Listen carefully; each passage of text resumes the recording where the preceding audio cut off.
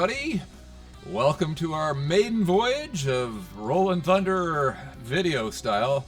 For this, we've always been a podcast, so unfortunately, we're now bringing our ugly mugs to your neighborhood. But today we have, thanks to the courtesy of WizKids, a couple of things to unbox for you, and on top of that, we're going to do a little public service announcement and share some of the rules forums latest updates. Because we got this a little bit later than some of the other content creators, so that gives us an opportunity to give you something new as well. So, shall we dive in, Lucan? Let's dive in. All right. Well, here we go. I got this handy dandy letter opener. I'll start opening on this one right here. All right. We'll tear open this thing. Inside here, according to the WizKids things, this contains draft packs. Each pack contains 3 basic actions, 12 character or action cards, 24 dice, 2 to match each character or action card.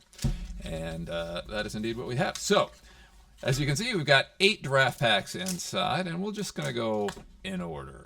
Shouldn't we start with the origin pack?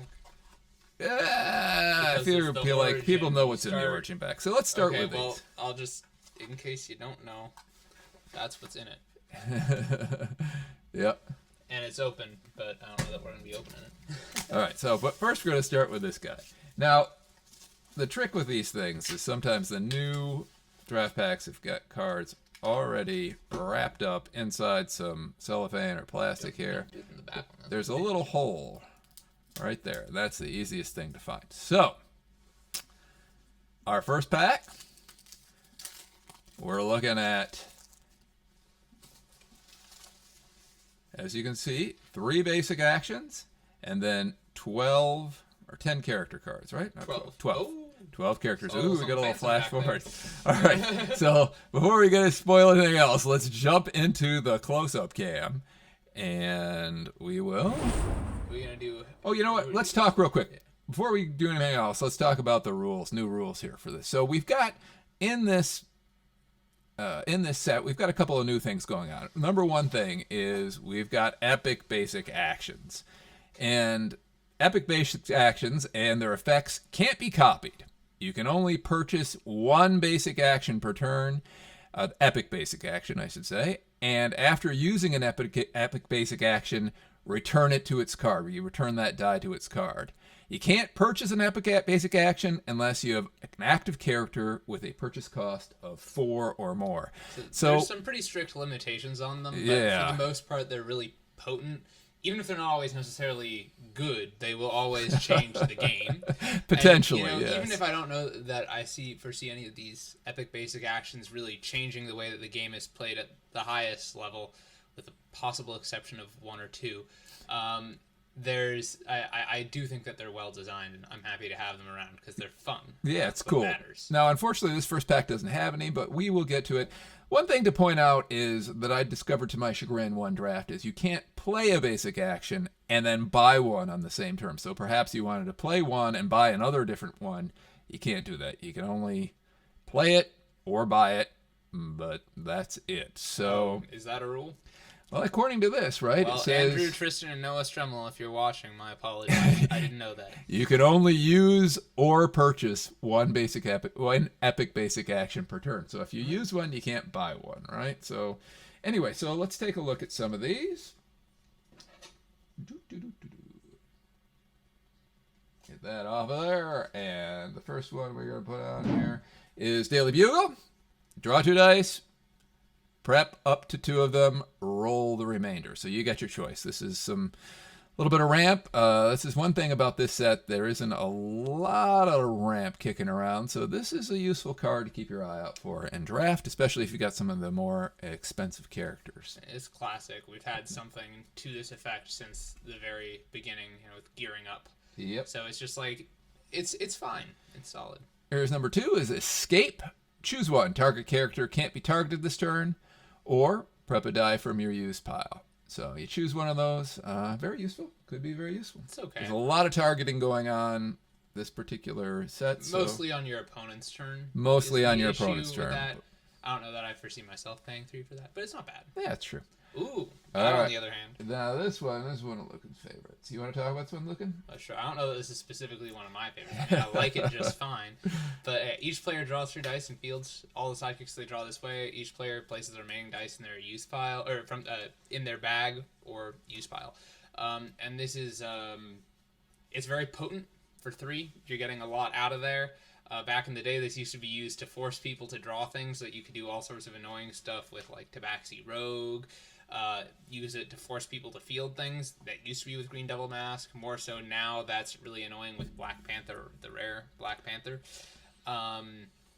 Any effects that you might get for fielding sidekicks from someone like Jubilee or Thor, or back in the day, also the other Jubilee.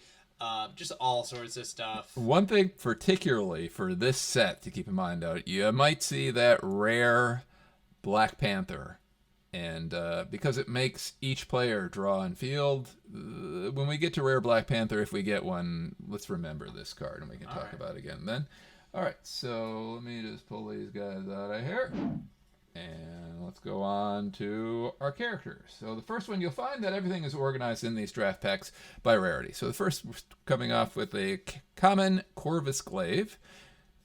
When fielded, KO a character die you control. If you do, the next die you purchase this turn costs 2 less. So a little bit of reduction. If you have a win KO'd effect, very good with certain rare Terrax. Certain rare Terrax. It's also good because, back in the day in the other set, Infinity Gauntlet, we used to have Proxima Midnight who had the exact same effect, but because Corvus Glaive has 1 defense on every single face, if you have a different when fielded ability or a when KO'd ability that you want to trigger on one of your other characters, you can use Corvus' ability to KO that character instead of Corvus, and you can attack with him and still be very confident that he'll either get KO'd or they're taking 3 damage, which, probably likely worth. Yeah.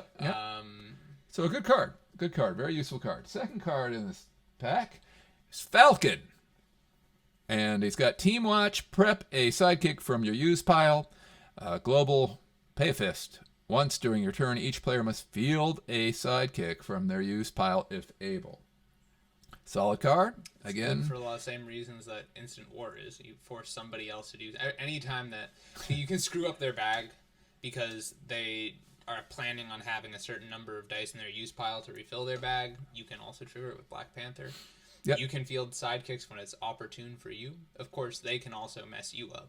That's true. But I don't know. We've seen a global similar to this in the past, which was the White Tiger Glober from way back in Amazing Spider-Man, though this one is only during your turn.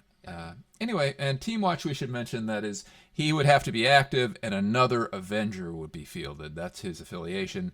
If he sees another Avenger fielded, then you get to prep a sidekick from your use pile. Unfortunately, there are not a whole lot of great Avengers right now.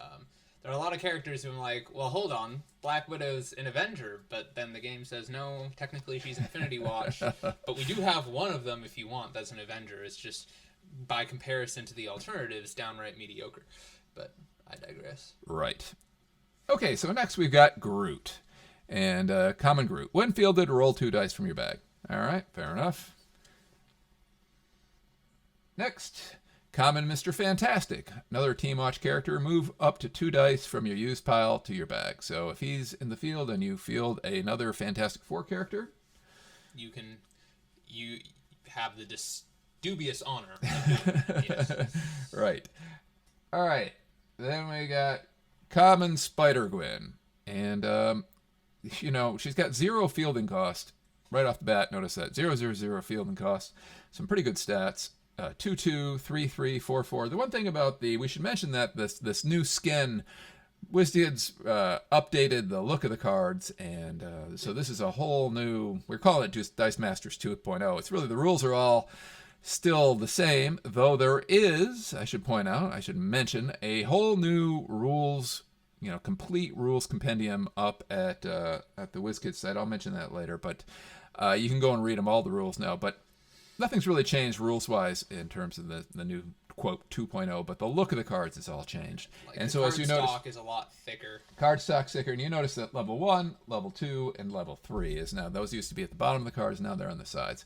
But those are some pretty good stats for you know, a 3 cost. Oh, they're extraordinary. Extraordinary. And like the other thing is her ability. You know, she can't be blocked, but only when she's on the 2/2 face. But there are globals in the set that will allow you to attack, and then after blockers are declared, and they won't be declared against her, you can then spin her up to 3 or 4. You could, but your opponent could spin her up as well before the attack step and negate that Spider-Gwen can't be blocked ability. So, well, it's they a double-edged shouldn't do set. that, because then you don't get to do the cool thing, right? That's what I think. Exactly. Well, there you are. All right, so Star-Lord, 3 cost fist. When fielded, your character dice get +1 attack until the end of turn. He's a Guardian's character. Pretty straight up. I've seen him used well. Mm-hmm. You know, if you time it right, yeah, he's expensive, but you can deal some major damage. Here we go. Stormbreaker Ray, a 4-cost shield, and Stormbreaker Ray can't be blocked by character dice with 2 cost or less. Pretty solid. In draft, I could see this being like a rush strat that you could use, but the one time I saw someone really go for it, it turned out quite poorly for them. So I'm not sold on this personally. Well, it can force you to... I'm sold on that. We're getting into the uncommons. So while Agent Brand is active, she's a 3-cost fist character, this uncommon Agent Brand. While Agent Brand is active, your character dice gain fast. And fast is pretty darn good. You know, basically they're going to deal their combat damage before, in the attack step, before your opponent's character dice can deal combat damage to them. So, and she was errated. I don't want to say errated. They printed a whole list of clarifications, which we'll get to at the end of this video if you're interested. And they said your character dice gain fast. So anything that's active will have fast as long as she's active. Pretty darn good. I mean, like, there's some overcrush kicking around the set, so it's good against that. And also, especially with the force attack and force block that we have this set, it's really good with that. Yep. Oh, in the future also, when we unlock the thing, we should take the dice out so that people get to speculate with us about... Oh, that's true. Okay, so for next who else is going to be here? Like, oh, we got...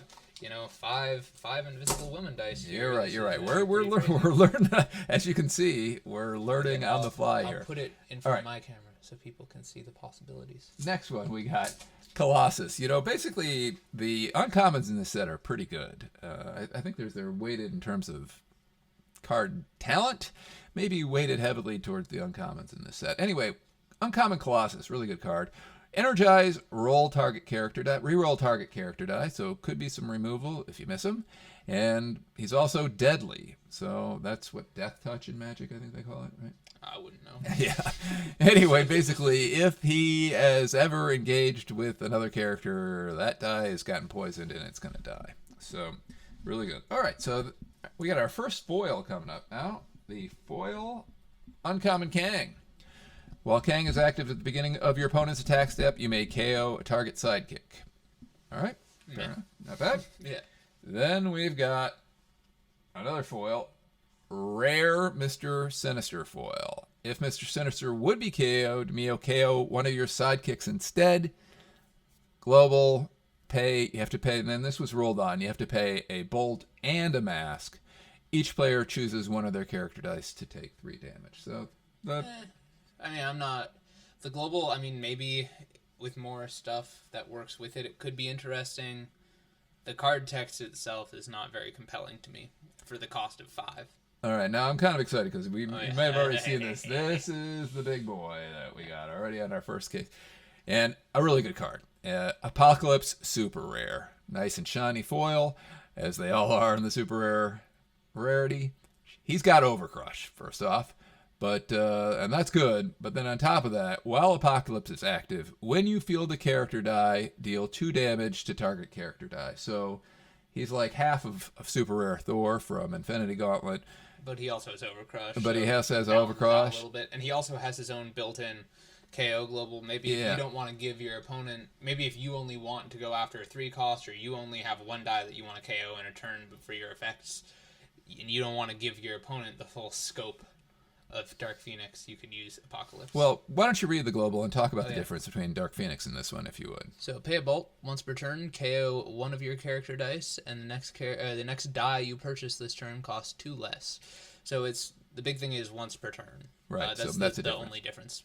And so either if you don't if you don't need the full scope that Dark Phoenix offers you, and you don't want to give it to your opponent, but you do need just the one, you could use it for that. Or if you're just looking to save space on your team, and you're looking to use Apocalypse as your win condition, you can stop the bloat a little bit because he contains this piece that is really useful to the win condition. Now, for sure in a draft, if you've got when KO'd effects or when fielded effects that you want to keep cycling around, this card is obviously very useful. We won't say that it's something that's like, oh, you should probably choose this one because no matter what you have, if you see this, you should probably take it. Right? It's a really good die. Generally, the policy for super rares. Can I turn this silent? Can I silence that? It's making all that noise. Is it? I didn't hear it. Okay. You hear ting ting. I'm gonna make that silent. Focus mode. There we go. All right, now we can go back to our happy little existence. All right, so back to. Can I do the next one? Oh, yeah. All right, Lucan's gonna. Well, hold on. The problem is, all right, Lucan really wants to open this. All right. It's fun. This is a great part of the Dice Masters experience where everybody likes doing this, you know. Very graceful. We got some Dazzlers, some Invisible Woman, Ultimate Spider-Man, Star-Lord, I think that's Kang, Doctor Doom, Namor, Franklin's Galactus, Thor, Pyre, Avalon. Is that one magic back there? I think so.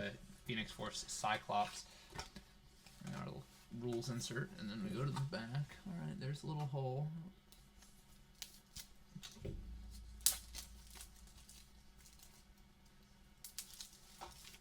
All right. Oh yeah. And then okay, so here we are again. Scoot back over. And we'll jump back into our close-up cam view here. And let's remove these guys from our pile. Yeah, I guess I'll just put them. All right, so let's start off with our basic actions. In this set, in this deck, box, invulnerability, oldie but a goodie. Until the end of turn, one of your attacking character dice is KO'd, return it to the field zone. Global, payable, target character guy gets +1 attack. And we got a ruling on this recently. Nick Jackalope Spam asked a question in the rules forum about what happens to your characters once they are KO'd, what level do they come back on? And the ruling was because invulnerability says they are KO'd and they would go to the prep area, which is an unrolled state, they will come back to the field on their level 1 phase. So that was the ruling on that. Okay, so there's the draft winner right there. Shocking Grasp. Yeah, this is a really good card with a lot of the cards that paired with a lot of the cards that are in this set, like the common Doctor Strange, perhaps, or the Jimmy Woos, or the Jimmy Woos, uncommon Doctor Strange, or the rare Doctor Strange. Yeah, any of those. Because Shocking Grasp tends to keep prepping itself. As long as you can deal 1 damage to target character die, if that character die is KO'd by this damage, you may prep this die. So how could I forget the rare Jimmy Woo? Yeah, all really good. And then the last basic action, or I should say epic basic action, is the Siege Perilous. And we got a ruling on this too. It says each player rolls a dice from their use pile and their prep area and use pile, and each player may immediately field all of those character dice for free, and that includes sidekicks. They rolled on that as well. So you roll everything, you field it, and again, with that rare Black Panther, this could be really super mean. Could be super one-sided. All right. I mean, we'll talk about that when you're paying for it. You're paying for it, right? Yeah. Because it's a 4 cost, and you can't get it straight out there. Once you use it, it's gone. You know. Yep. It's not free, that's for sure. All right. First common up, Dazzler. 3 cost bolt. When fielded, deal 4 damage to target's mask character die. All right. Hey, we got a foil. Common Franklin's Galactus, just a lot of stats, but take a look at those 4 faces. That's a first for Dice Masters, so that's pretty cool. And that level 4 side, 10-10. First time we've ever seen that. Not bad. All right. There's an important card. This is an important card. Yeah. The common Invisible Woman gets +1 attack for each of your other active Fantastic Four character dice, and that's good, but it's this global. Pay a mask. Target character die must block this turn. That's a really powerful global. First one in our newest modern. So that can be put to good use in so many ways. Yeah, I mean, like, in set, you pair that with the uncommon Phoenix Force Cyclops, who, I mean, we might have him in this pack, you know? Yeah. You pair that with all sorts of things. You can pair that with the deadly character we have. We have Molecule Man in this set. Mm-hmm. There's so much you can do with this thing. It's such a reliable form of removal for so cheap. Yep. And with that uncommon Phoenix Force Cyclops, a part of your win condition, really. So if you get that, keep your eye out for this when you're drafting. All right. Proxima Midnight. Common Proxima Midnight. 3 cost, shield, regenerate. Which is if she gets KO'd, you roll her. And if she would be KO'd, you re-roll her. And one of the cards ever. She comes back. All right. A 4 cost bolt. Common Thor of Higher Avalon. When fielded, roll a die from your bag. Also one of the cards ever. Pretty straightforward.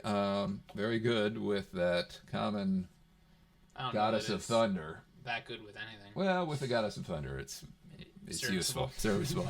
3 cost bolts, Ultimate Spider-Man.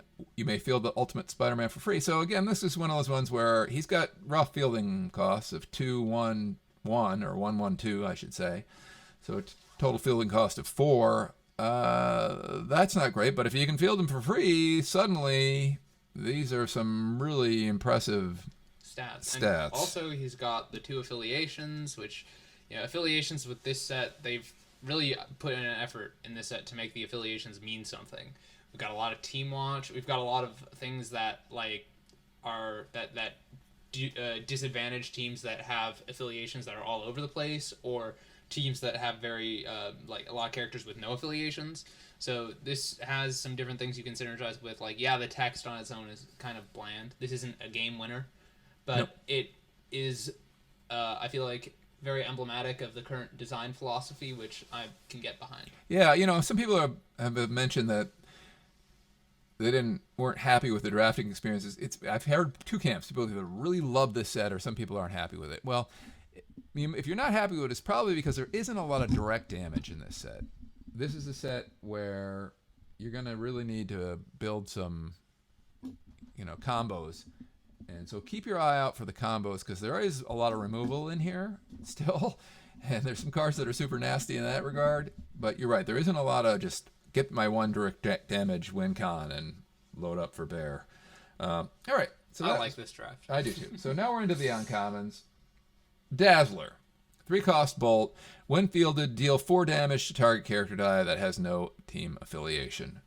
Really good. Case in point of something that Spider-Man would not be targeted by that. Not even a little bit, because not only does he not have 0, he has 2. You're right. But there's a lot of ones that don't have a team affiliation, and 4 damage is nothing to scoff at. And then here we got another draft winner. Now, God Emperor Doom. If God Emperor Doom... Now, a couple things. First off, look at the stats. 6-7, or I should say 3-5, 5-6, 6-7 on a 2 cost. Now, TFC of 5. TFC of 5. Which is really, really rough with this card. Now, he does have a max of 2 in constructed, but in draft, you can pick up a bunch of this. And if you can get that Molecule Man that has the pay a shield, field the character die, for free, this card could get nasty fast with that kind of stats hitting the field really quick. I mean, yes, you have the ability, if he gets blocked by 4 more characters and is KO'd, or not even if he is KO'd, if he's just blocked by 4 or more, he goes back to the card. I'm not convinced that that's a super important aspect of the card. It is. It hurts, and we should mention that is ruled. So they're blocked. Once they're blocked, before even damage is done, he just goes. So he doesn't get to knock anything out. He's just gone. So they did rule on that. Good, but a solid card. He's a solid card for sure. You know what would make him a lot more solid? What's that? If he were a villain. Because then he could block Master Mold tokens. Yeah. It's Doctor Doom. If there's a villain in the history of this franchise, much more so like in the story that this is in. If I recall correctly, granted it was 2015 and I was in middle school at the time, but he was a villain, right? He was. Back me up. All right. Clear cut. He was. Yeah, well, they didn't want to give him that. He's strong enough with those stats. I guess he's like sympathetic somehow. All right. Dr. Doom. Now, here's a really powerful card in draft, and in fact, in Modern in general. This is a really super strong card in terms of there's not a lot of board clears going on. This one can help reset the board pretty quickly, and it's Winfield is the uncommon magic, 4-cost mask. Stats of 0, 2, 3, 0 through 4, 1, 4, 5, and when fielded, deal 2 damage to all opposing character dice. And she's also got the global pay bolt, and 1 life once per turn, field a sidekick from your use pile. Good card. It's just such a clear-cut board clear, and I think also another thing to mention is, another reason that inflates the value of Apocalypse and Corvus Glaive is you have cards like this, also some cards like the Maker, where it's a when fielded ability, also the Invisible Woman, where it's a when fielded ability, but they have these really big defenses and low attacks, which are very not conducive to a good when fielded ability. So if you have something like Corvus Glaive or like Apocalypse to circumvent this inherent drawback to the card of getting her really stuck in the field. You get stuck out there, right? If you don't have anything to do, they'll just be like, okay, I'll block with any of my stuff, and she won't get KO'd. So the global and the super rare Apocalypse, like we saw in the first or the Corvus pack, Glaive, would really work. A lot more accessible. Yep, that's true. And here we go. So, uncommon Star-Lord, Team Watch, target character die gets +2 attack until end of turn. It'd be all right if there were any other Guardians in the set. But there aren't. Then we've got the rares. We're moving into the rare. Rare Kang. While Kang is active at the start of your clear and draw step, you may move 3 dice from your field zone to your bag. If you do, you may draw an extra 3 dice from your bag. I was tinkering around with this with Rush, and it's interesting. There are some issues with it, like the 3. You can't do less than 3, right? So it has to be 3. So you can't, if even a little bit of bad luck will put you back a long way with this thing. Yeah, because you've got to empty your field. But there's a lot that's interesting about it. I'm not ready to give up on it. No, I love it. I like this card because it's a Tinkerer's Delight, and that alone is worth it. All right, so then we got our last card of this box is the rare standard Phoenix Force Cyclops, a 6-cost bolt. And while Phoenix Force Cyclops is active, at the start of your opponent's attack step, they pick an affiliation. Only sidekicks and characters of that affiliation may attack. So this is a really good anti-affiliation card. Like Lucan was saying earlier, affiliations are playing a really big part in the game right now. And you know what doesn't have an affiliation, Lucan? Master Mold tokens. Go tell all your friends Master Mold tokens do not have an affiliation. You probably already knew that because, Villainous Pact has been such a... I'll say it's been a nuisance. That's actually not a hot take at all. That's a very lukewarm take that I'm pretty sure everybody agrees with. But it's pricey. It costs 6. It does solve the problem. But it does solve the problem. Unlike Doctor Doom. Until you get them removed. All right, well, so that's our second pack.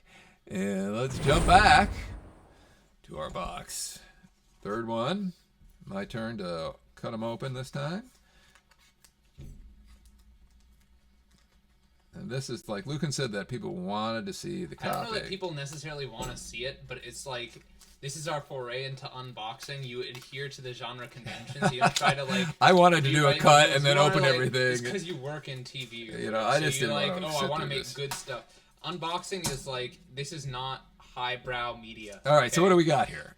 We got Black Swan, we've got some Captain Marvel, we got some Agent Brand, Franklin's Galactus, on the Ultimate Spider-Man. Hey, we got the Thing. I think that's Franklin's Galactus again. That looks like Madeline that's Madeline Pryor. She's got kind of similar colored dice. We got Mr. two Fantastic, Beta Ray Bill, or Stormbreaker Bill, as they call him. Stormbreaker Ray. Stormbreaker Ray, whatever they're calling him. Phoenix Force Galactus, Spider-Man, Jimmy Woo, Captain Marvel. And it looks like Mr. Fantastic there, too. Okay, so... cutting them open. And let's jump into the close-up cam. And get these out of here. There you go. All right, first one up. Another epic basic action. The Casket of Ancient Winters. Your opponent KOs 3 of their character dice, moves 3 dice from their reserve pool to their bag, and moves 3 dice from their prep area to their use pile. This is a 5-cost, first off, so it's expensive, but it's powerful. Now, your opponent chooses which characters they KO'd, so it's not a perfect form of removal, but with distraction back in the game, this can also really help with that. So I have ruined people's days with this. Yeah, this card's pretty good. It's better than it's in draft. It's better because you have the time to slow down for a 5-cost, which is just admittedly a really mean form of removal. But it really ganks up somebody's cogs, right? It Like, does. There's no... It does. All right, so then we got the Siege Perilous again. We already saw that one. That's the rolling everything and fielding everything one. And then we got Wallop, which is a 4-cost returning card. 4-cost, basic action, KO target level 1 character die, or on the double burst phase, instead KO target level 1 or level 2 character die. So, and the thing that's really, what people play this card for more often than not is the global ability, which is pay a fist, target black character die deals no damage. So, a good defensive global ability. Stops Overcrush, and also that uncommon Phoenix Force Cyclops. Yeah. I want to say it's like maybe the most common win condition that you'll see in this set. I don't know about that. Well, there's in every draft there'll probably be one of those kicking around. So I don't think I've seen a draft where somebody isn't rocking that. Yeah, it's around. If you see it and you pass it, take that, I guess, is really what I'm saying. Yeah, no, it's a good point. All right, so common Franklin Galactus, we already saw that one. Here we go. Common Jimmy Woo. Jimmy Woo can't be targeted by opposing effects, and there is a lot of targeting going on. It's 2-cost bolt, decent stats, 012, 022, 024, 124. Could be useful. Then we got the common Mr. Fantastic. We already saw him. I don't think we saw the comic Phoenix Force yet. So, when fielded, choose an opposing character card, canceling all previous choices. That character gets -5 attack while Phoenix Force Cyclops is active. And I hate to bag on Wiz because I don't mean to do any slandering, right? But I'm no corporate shill either. I feel like there's been a big effort in this set to very consciously and actively counter Master Mold. But every single time, there's one very, very slight issue with the way the text is worded or something that makes it completely irrelevant. This is a perfect example of that. They didn't choose 5 attack randomly, right? They chose that because that's the amount of attack that a Master Mold token has. Unfortunately, this thing can't target the tokens because it targets the card, and that has no relevance to the tokens. There you go. You have the same thing with, I think, Dr. Doom. Like, would have countered it very well if it were a villain. Common Spider-Man. I like that. Yeah, just big, no text, but look at those stats. Pretty impressive. In draft, it's, you don't have to obey the limit of 2. So no, you don't. It's pretty good. Yep, and here's we already saw him. Very, very good card. And then we already saw this one, so we got 2 of those. If this box happened to be in your draft, there's a good chance you would be seeing some fast dice kicking around. Now, we haven't seen this one yet. So the uncommon Captain Marvel. When fielded, roll 2 dice from your use pile. Solid. Okay, fine, whatever. In a draft, I might take it in like the 8th round. Uncommon Stormbreaker Ray. Energized. Deal 2 damage to target character die. When fielded, KO target mask character die. Could be useful against some of the ugly masks like Black Panther kicking around out there. So, maybe down the line, worth taking. Okay. Ooh. Uncommon Foil Thing. Very good card in the set. While the Thing is active, your opponent can't target your other character dice. So, they'll have to go after Thing first. And he's got potentially some self. Yeah, he's on this level 1 side, 1, 3, 3, not so much. But then 2, 5, 5. 7 are solid. They're really solid. I mean, so. I don't know. I haven't actually played with this thing yet, but it reads really powerful. It's a good card, especially in draft. It's because, like, in Constructed, there are a dozen ways to deal with anything. So right. I think it would just force them to do this order of removing things. But it shouldn't be too hard for people to remove 2 different things. And he is a 5-cost, but still. It's interesting. And if we have some tech to support it or protect him, like, one thing I was thinking, it's completely unreasonable. But if you have that thing and you pair it with the rare Dr. Fate from Kryptonite Crisis, you just spent 11 all told to get these 2 things in the field, but now none of your stuff can be targeted. You'll still lose, but congratulations, it won't be because Thing wasn't doing his job. Yeah, that's awesome. That's kind of a cool combo. Okay, so now we got the foil rare Black Swan, a 4-cost bolt. While Black Swan is active, your shield character dice get +1 and +1. Whatever. Okay, and then the last one for this pack. The rare Madeline Pryor, a 3-cost mask.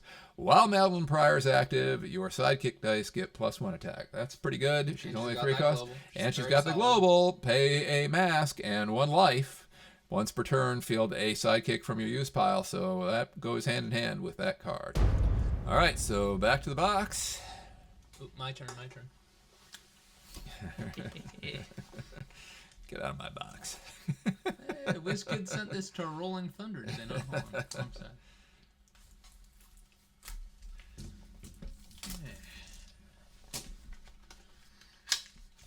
Alright, we got Dazzler, Falcon, Doctor Doom, Thor, Fire Apollon, Namor, Hyperion, King Hyperion, this lady, Proxima Midnight, Scarlet Witch, Sheriff Strange, is that Groot, Stormbreaker Ray, and Ultimate Spider-Man. Not the most promising set of things that I've ever seen. Well, but we shall see. We'll see. Let's find the hole. There it is. Oh, hey, let go. All right, just cool. make sure that it's not. You get these off while you're doing that. All right. Well, I guess I'll. You can take care of it. All right, so some new actions here. Actually, not new. First one's Daily Bugle. Already saw that. Next one. Well, just change it to the other view. Yep. Sorry. Thank you very much. Daily Bugle. Already saw that. Next. Escape. Already saw that. And then we've got a new one. Infinity Gauntlet. Infinity Gauntlet. Reroll all character dice. A 4-cost action. It's very thematic. It's epic. It's very thematic. I don't know how good it is, but it's very thematic. There was a ruling on this one too, so that you guys know that this only affects active characters. So even if it's a character on a character face in the reserve pool, it wouldn't affect that one. It's just the active characters. So, and this would be good with tokens if you had a token team, right? Because tokens aren't dice. Anyway, so that's the basic actions for that pack. Here comes the commons. First up, we already saw this. Field Common Dazzler. And we also saw the Common Falcon, so we already seen that one. Here's a new one. Common God Emperor Doom. He's a 6-cost as opposed to the 2-cost that we had from the uncommon before. And this was a Winfield to deal 3 damage to target character die and reroll target character die. So it does some removal, but this is a card that gets passed a lot in draft. Yeah. Same with this old common Groot. We've already discussed that one. Here's a new one. Also gets passed a little bit. King Hyperion. He is a 5-cost shield. And when he's active, when an opponent uses an action die, deal 2 damage to target character die. Well, it's actually, it's solid. It's just beat out by other options in set. I guess, especially if you've seen a lot of, or you anticipate there being a lot of shock and grasp with some of that cheesy Jimmy Woo, Sheriff Strange type energy. Now, of course, they'll just get rid of him and then carry on with their day because that's what this Jimmy Woo and Sheriff Strange type machines do. But he's a thorn in their side at any rate, yeah. So, mildly. Yep. And there are other couple cards in here. There's a Scarlet Witch that also does a similar effect. So keep your eye out for that if you're facing these action-heavy teams. All right, next one is the common Namor, or Namor, depending on where you're from. When Namor blocks or is blocked, he gets +3 attack, which is solid. He's got good stats. 3/3, 4/4, and 5/5. And he's a Fantastic Four character for some reason. Someone's going to have to tell me the story behind that, because I don't know. Yeah, he used to be a villain for the Fantastic Four originally, but the global pay a shield, target character dice gets +1 defense, so that kind of works against him, but he is a shield, so he can give you some shields if you've got other characters you want to. But that's a solid card. He's like a really solid thing that you can use to fill in the space in your team. He'll KO things if he's a blocker. So you use that with a force attack. It's really not so bad. Not so bad at all. Next up, a foil common Thor. We already saw this one. Not a foil version, but there we go. Now we go into the uncommons. Uncommon Proxima Midnight. The 3-cost shield. When Proxima Midnight deals combat damage to opponent, reroll that die. If it shows a character face, prep that die. So, if you can figure out a way to get her through. I'd rather figure out a way to get someone else through who Yeah. can help me win. But this is okay. This is okay. And she's an uncommon. She's only a 3-cost shield and good stats. 3-1, 4-2, 4-4. Not bad. All right, here we go. The 5-cost Bolt Scarlet Witch, the uncommon Scarlet Witch, and when she's active, when an opponent uses an action die, I deal 3 damage to target character die. So very similar. The one you were just talking about. Yeah, and she does 3 damage instead of 2. So if you got to pick one, probably this one, right? All right. Now this is one of the ones that Lucan really likes. I do. The uncommon foil version of Sheriff Strange, 5-cost mask. And while Sheriff Strange is active, when you use an action die, your character dice get +1 attack this turn. This is a win condition, and people pass this thing around and around and around. That's a win condition, especially with Shock and Grasp. You get rid of a few of their sidekicks, right? So they don't have all this less stuff. Let's say you had 2 Shock and Grasp. Because the Shock and Grasp, they stick around, right? They just stay in your prep area. As long as you can knock something off, yeah. Right? So you just knock off a couple of their stuff, and if they don't have the stuff, I mean, you're already going to win, because they don't have the stuff. But you can get rid of some of their stuff, and now all your stuff is +2 attack. It's like if you use 2 of them. Frontline with extra steps and not as good. But Frontline is really, really good. And this is very available. That's a good card. All right, so next we're going to talk about the rare Stormbreaker Ray. And there was a lot of discussion about the global, especially in the rules forum recently. Anyway, he's the rare 5-cost shield. He's got an energize ability. Deal 2 damage to target fist character die. When fielded, KO target fist character die. So he's got a little fist hate. But the real reason people are playing this card is this global. You pay 3 generic. Roll a character die from your use pile. Field it if it shows a character face. Can only be used if 1 or more of your character dice was spun to an energy face or re-rolled this turn. So there was a lot of questionings about, was this a roll and check? Was this a roll and do something? What did this mean? The ultimate ruling on this was that you'd pay 3, you'd roll it. If it lands on a character face, you just follow the instructions and you field that character, right? If it rolls on an energy face, that energy will go to the reserve pool, regardless of whether you're an active player or inactive player. It's not once per turn. So you can use the energy that you just rolled by failing to field it to try again with something else. Yeah. And you can do this on your own turn. So perhaps if you brought that Black Dwarf Global and you rolled down one of your sidekicks, that would count for this. Yes, or the rare maker. Yeah, you spin down your own stuff and then try to spin it. This is very convoluted, but you field your maker, you spin out all your stuff, and they have to spin out all their stuff, and then you go buy something big, and then roll it in, and if it doesn't come, you just buy it again, and then you try to roll it in, right? I don't know how good it is, but it's really fun. And it could be a way of really getting some control in the field in an early in the game that could really mess up your opponent. Well, the big criticism of it that people have is if my stuff gets removed, let's say someone attacked with a rare Spider-Man from IG and I have to spin my thing to an energy face, right? I lose my stuff. I don't like that. But if I have Mr. Sinister, I can just get rid of enough junk in my use pile that I will always have that thing right back. Why do I need it? Why do I have to pay 3 energy instead of just 2? I don't get the prep die, I don't get the fielded die, I just get a chance at getting some other thing that isn't even the thing I just lost, right? But there are values to this over Sinister, because maybe you don't want to give your opponent access to Sinister because maybe you don't need it, right? And also you can do all this shenaniganery with it where it has nothing to do with your opponent spinning your stuff out, because you can use Maker or Black Dwarf or some if you bring Black Dwarf, you're going to give your opponent this as well, so maybe that doesn't work for you, but for sure the Maker, that's one-sided, no doubt, right? Yeah.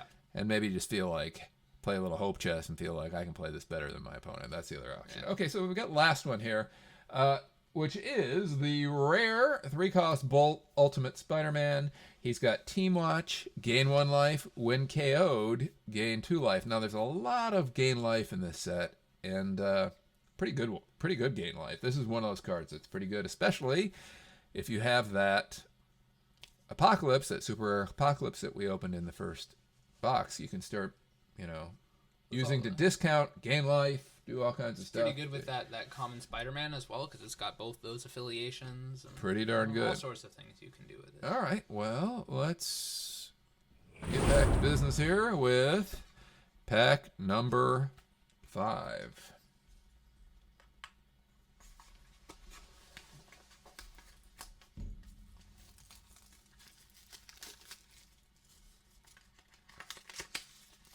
And what are we looking at here? Let's first get out the dice.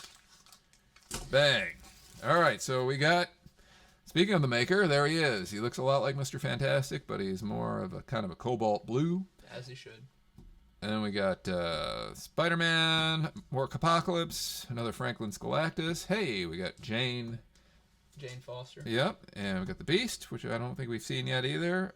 Mr. Sinister again, Kang, Black Swan. This is Goddess of Thunder. Yeah, we haven't had any Goddess of Thunders yet. So Kang, yeah, so you're right. Interesting things going on. All right, and there she blows.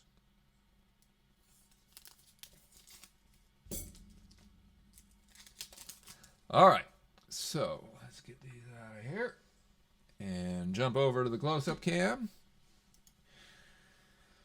So the first thing coming up, another new epic basic action, the Crimson Gem of Cyttorak.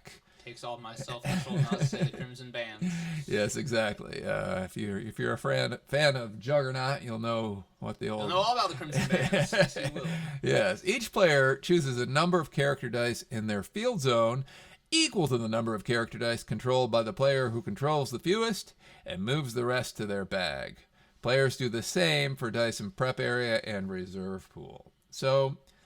It's a very convoluted yeah, this is a great equalizer. So you just count the number. Whoever's got the least, all the excess has got to go away from the player who's got the most, and it's going to go to their bag. Okay, so it goes into their bag. Now the question is, when they say do the same, does that mean count the numbers? I'm assuming that means you count the number in your prep area, and whoever has the least, the other guy has to send the other person has to send the rest of their bag, and the same for the reserve pool. I'm not sure what exactly that means. Each player chooses a number of character dice in their field zone equal to the number of character dice controlled by the player who controls the fewest, and moves the rest aside from that number to their bag. Right, so they get to choose, but then the same. What about players do the same for their prep area? So is it only character dice in the prep area that count? I would assume. Well, hold on. And character dice in the reserve but pool? It would adhere to the same rules as the Siege Perilous, right? If the Siege Perilous rolls sidekicks. Well, this says characters. I think we need a ruling on this one, honestly. If only we had the Siege Perilous anywhere, we could just look. Where's actually, it's not over here. The Siege Perilous we have, but the Siege Perilous was ruled on. This one wasn't, I don't believe. So I think we need a ruling on this one. This one's always kind of...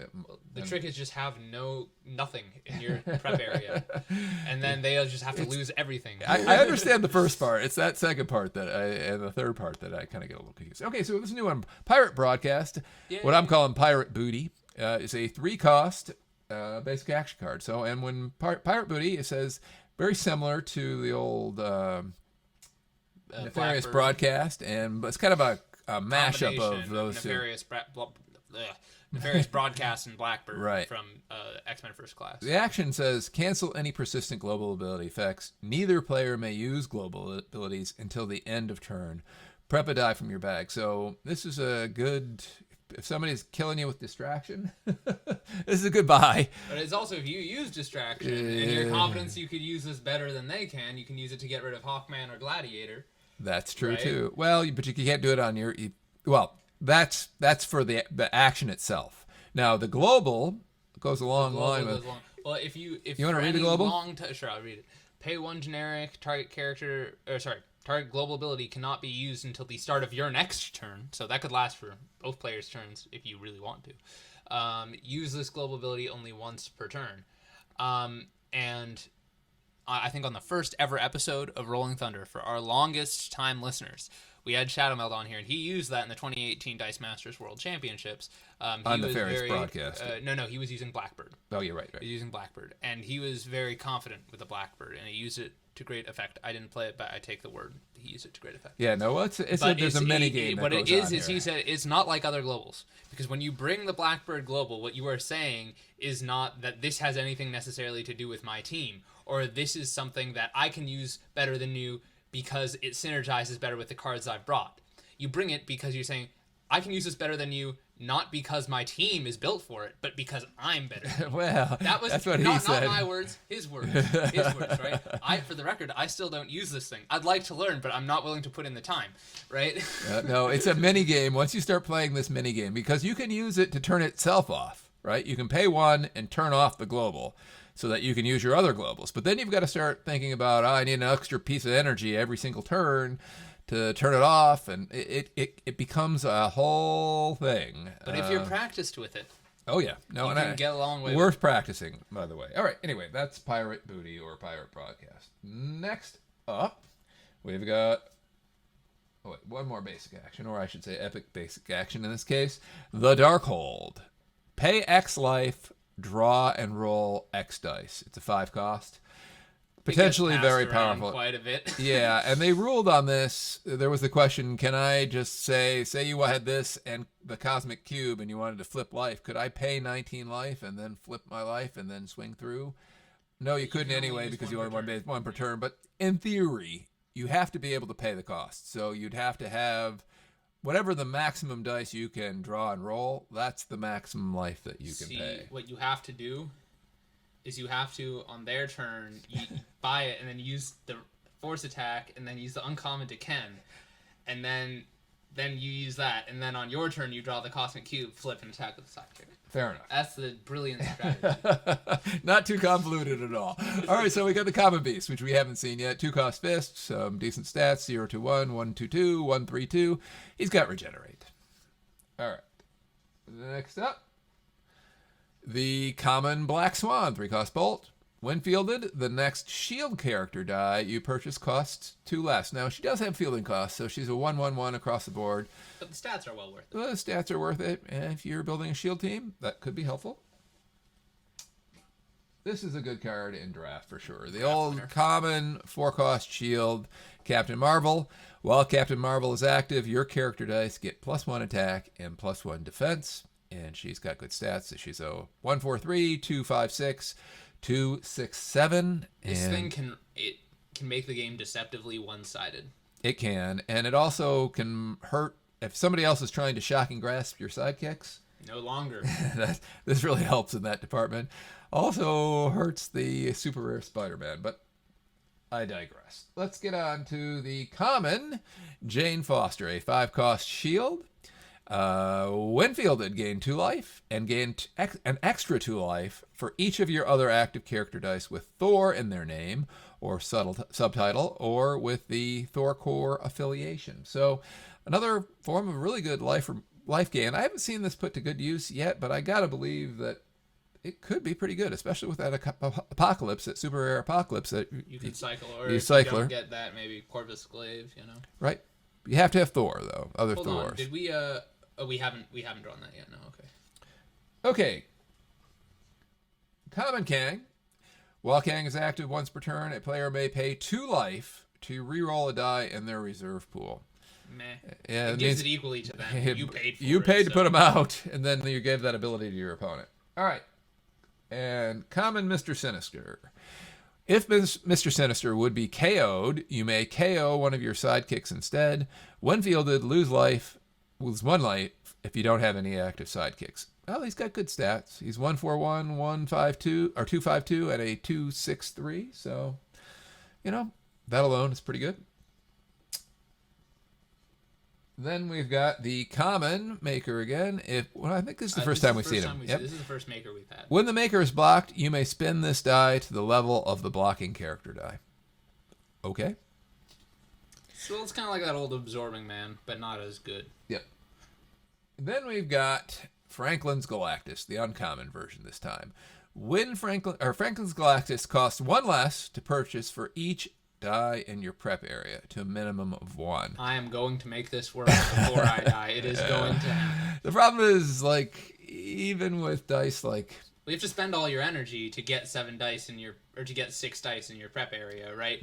And you have to do it on your turn, too, which is pain. Right. Right? You can't... The timing is really hard to work with, because either you spend all your energy making sure that this is doable, in which case you don't have any energy left over to actually... Buy a lot of all these. Them, which is what you want to do. But I will make it work. Before I die, I will make this work. I was thinking with cake, this might work somehow, but I haven't figured it out yet. Anyway, okay. Uncommon Goddess of Thunder. When fielded, a 4-cost mask. That's typical storm die. When fielded, reroll X target character dice, where X is equal to the number of active Thorcore characters in your field zone. So, possible a lot of re-rolling going on, but Thorcore characters are pretty expensive, other than the 2-cost Goddess of Thunder, which you can't play with this, so... Meh. Yeah. I told you, it's in every draft. It's in every single draft. Here we are, that Phoenix Force Cyclops. Fire of Love, 6-cost bolt. It's got those stats of 155, 277, and a gulp 3, 8, 10. When Phoenix Force Cyclops is dealt combat damage, so it has to be combat damage, deal that much damage to target opponent. So with that force block... This is good against Master Mold. So if they leave those suckers out there, they leave all those little tokens, they put them out there for more than one turn. Now, granted, 4 masks is a lot, but you spend 4 masks and you're not wasting 1 energy because there's a perfect 5 times 4 equals 20. Just because he has 10 defense maximum doesn't mean he can't take 20 damage. Nope. Right? Well, we saw a similar ability in Modern right now on that rare Dark Phoenix from the Dark Phoenix Saga set. The difference on that is that brings the Dark Phoenix Global, which allows your opponent to potentially knock out the characters you force to block. This one doesn't have that restriction, so... It's also cheaper. It's also 1 cheaper, yep, 6 bolt. And it's also whenever. I'm pretty sure that Dark Phoenix has like some stipulation about it being during the attack step. This is a win condition, and a fun win condition to play. And so, it takes... There's a couple times where I had this out there and I couldn't roll the masks. I needed to get the job done, but... It's fun. It's a fun win condition. Okay. On to the rares. Another interesting card. Apocalypse, the 6-cost bolt. We've seen the super rare, now here's the rare. While Apocalypse is active, when you could use a global ability, you may pay, again, bolt and mask, and field a sidekick from your used pile and bag until you have 4 sidekicks in the field zone. And it was ruled on that you can choose any way you want to do it. So if you want to pull them all from the bag, that's cool. If you want to pull half from the bag and half from the used pile, that's cool too. Or all from the used pile, doesn't matter. But it's only up until you have 4 in the field zone. So keep that in mind. People swear this thing is good. Apparently there are some records out there that show that it has the winning capacity. Personally, there are just a few too many checks on it. You do have to pay to a very specific energy. I can get 4 sidekicks out and maintain that without this card in draft. In constructed, maybe it's a little bit harder, but it's not like people are really, really, really going after your sidekicks that much. But there's a lot of sidekick synergy in set right now, especially like when you field sidekicks. Think of that super rare Harley Quinn or that super rare Thor. Unfortunately, you couldn't use it with Apocalypse, but this is good. It's expensive, but this is good. Who am I to argue with the records of people more successful? This is good. It's a good set. Good card. And the last card, a foil rare Spider-Man, Parker Industries. And he's got Team Watch, prep a die from your bag, and he's got 2 teams to watch out for. He's got okay. Avengers and Spider-Man. It very underwhelming. Yeah. It's underwhelming, but nice shiny. Okay, so... My turn. Yeah. All right, looking on it. I'll clean these off while we're doing that.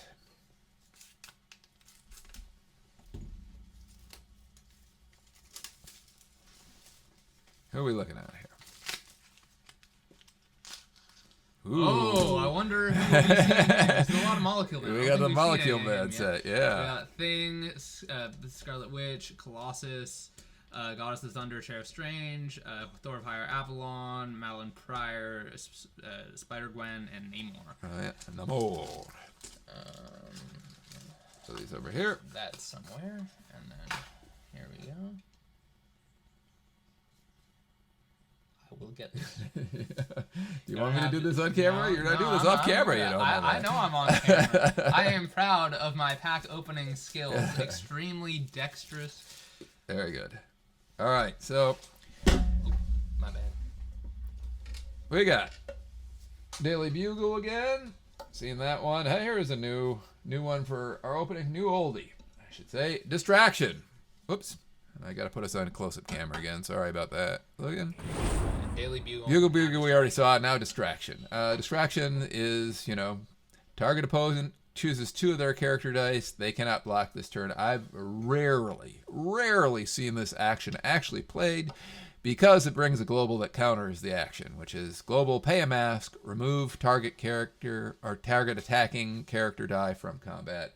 This is what it's used with on masked teams especially, or teams that you have a lot of control. Just keeps things from hitting you in the face. We haven't seen this since 2014.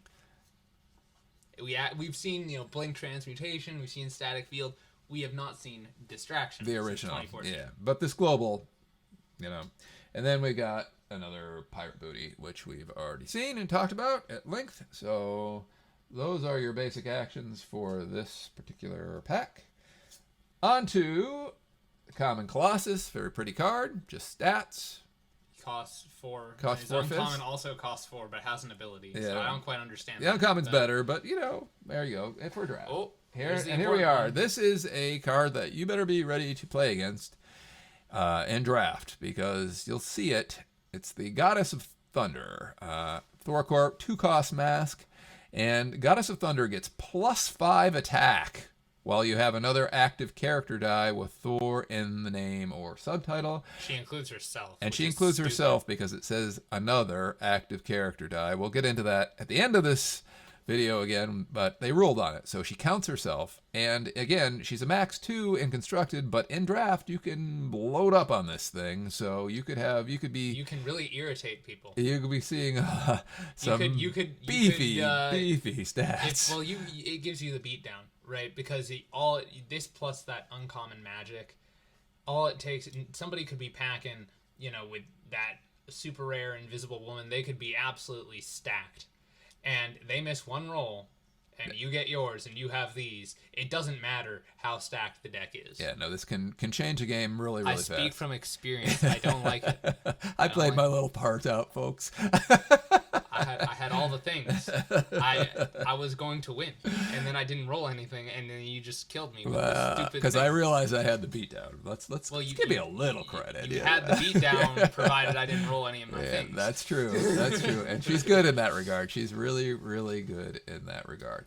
But there are counters. What I really love about this set is there's a counter to this in the set, and it can really frustrate players who are trying to go for that, and that's the uncommon Spider-Man. So if we see one of them, we'll talk about it because it's not a hard counter, but yes, it works really wonderful against this card.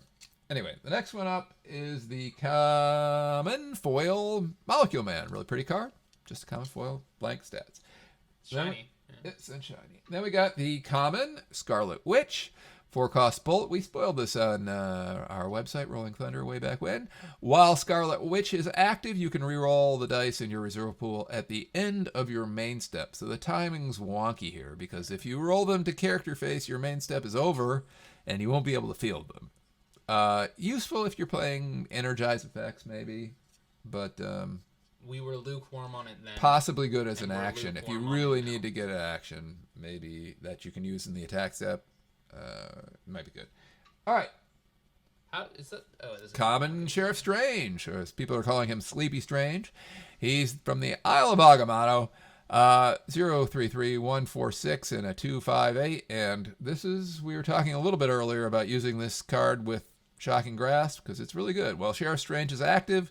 When you use an action die, reroll target character die. This thing I've seen get passed a lot, and it's a good card. Good removal. That's just the Sheriff Strange treatment. You just pass it until someone who's worthy of it, they're worthy because they respect the power, of the Sheriff Stranges. They're good cards. And here we got Spider-Gwen again. We talked about this good old card. Can't be blocked.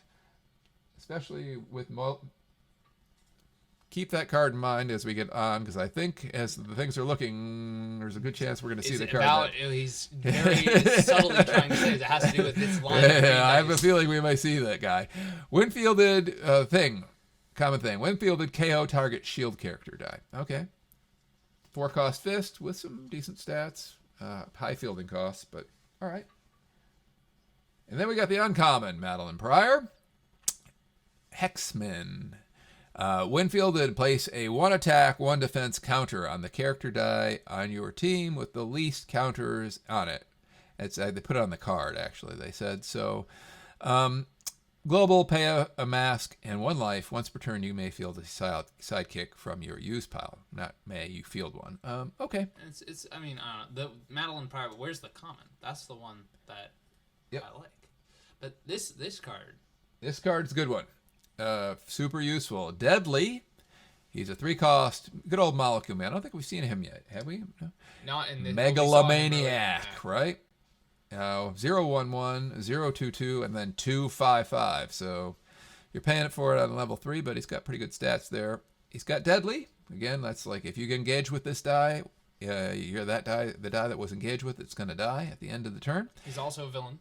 He's also a villain, which is useful. Master Bold when Villainous Pact is out. Really useful, and he's got kind of a similar global to that super rare Robin we saw from the Superman Kryptonite Crisis. Only this time it's a shield, which actually synergizes really well on that Master Mold team. But anyway, this on a Master Mold team, you might want it against a Master Mold team. It's good because you play it with that force block, and then you make people block this thing, and everything goes away. Pretty good.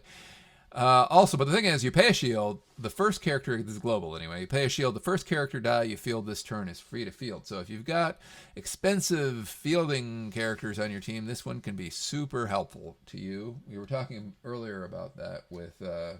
Fantastic, with Mr. Fantastic, with Dr. Doom. That 2-cost Dr. Doom with the high fielding cost. This could be really rough with that. Another Dr. Doom 2-cost rush. All right, but again, the trick is it's got to be your first character. So make sure you pay that shield and field your first character first. If you got something that fields sidekicks beforehand, it kind of invalidates this global. So keep your eye out for that. All right, then we go to the foil version of the uncommon Namor.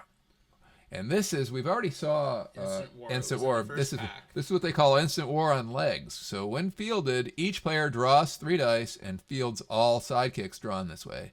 Each player places the remaining dice in their bag or use pile.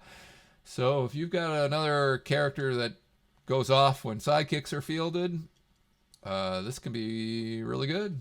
You're paying extra for it because the Instant War costs 3. This costs 4, but it does give you some control over how you cycle it. Yeah, you get a body in the field too. You get a body in the field, but you also have to pay even extra for fielding cost. Personally, and this is not very controversial at all, I think this puts me in the company of the vast majority of people. I'll usually play Instant War over this, but this doesn't have.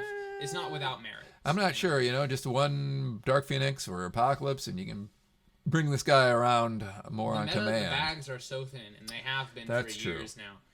The whole cycling. But then again, if the bags are so thin, his ability doesn't do much anyway. So, yeah. Well, you can force your opponent to take some bag burn. I guess. Well, no, it wouldn't force bag burn because they would have to field all their stuff. Yeah, potentially. Yeah, you're right. All right. The rare Overcrush. When fielded, KO a shield character guy. Okay. Overcrush. I mean, this is a good card in draft, right? It's okay, yeah. And then here we are. Surprise. We should talk about this. All right. Exciting, because I also got a ruling on this. I asked a question about it, and I got a ruling on it, and does this work well with that Spider-Gwen that we saw just earlier in this same box. Burst cannot be blocked. Burst cannot be blocked. So this is Molecule Man Cheeseburger Eater, a great subtitle, and has to do with the story too, by the way. 4-cost shield. Miles Morales gave him a cheeseburger at the end, and that was why he decided to undo Battle World, if I recall correctly, because somebody had shown him the kindness of cheeseburger. Cheeseburger eating. To my knowledge, he was never affiliated with the Spider-Man characters until that moment. but as you can see, he's very much affiliated with his Spider-Man friends on this card. Yeah, he's a FF character on some of the other cards, varieties and their rarities. But this one, he's a Spider-Friends character. Anyway, while Molecule Man is active, your Spidey friend characters cost 1 less to field, 1 less to purchase, and most importantly, return to the field zone after they deal combat damage to your opponent. Now, I put a question into the rules forum because Nick had asked about the invulnerability ruling that said when cards return from invulnerability, they come back at level 1. I thought maybe this did the same thing because the dice would go through transition or the out of play area, and would that cause it to come back at level 1? Wizkids ruled that no, this is a special ability that circumvents the out of play area. So as soon as these things go through and do their damage, they come right back to the field on the same level they left the field on. So, and that also includes if they get KO'd. They don't go to the prep area. Say you gave a character Overcrush and they were KO'd. As long as they fulfilled that point of dealing damage to combat damage to your opponent, which Overcrush is combat damage, they would come back to the field on the same level even if they're KO'd. So that's particularly nasty. I would just call that like a localized ruling that just has to do with this card because clearly it's not consistent with that other ruling we talked about earlier in the video with invulnerability. But maybe with that promo Robin, I don't know, which I don't have out in front of me, so I'm not sure. I don't want to talk off my particular behind, but for sure that's localized. The other thing that I mentioned, I asked real quickly, was that if somebody went through like Aunt May for 0 damage, that's still doing no combat damage, so she wouldn't come back to the field. Sorry, Aunt May. All right. Well, just a couple other things like it's a draft winner when it hits the table for sure. One thing, I wish that they had made him a max 1 because that would be very thematic. The whole thing is that there's only one of him across all the different universes, right? Or like he's the same. It's the same one, right? So, yeah, there is only one. So, but yeah, he is. They made him a max 2. They were this close to being thematic. Maybe they tried. I don't know. All right, so let's go back. We got 2 left. Here we go.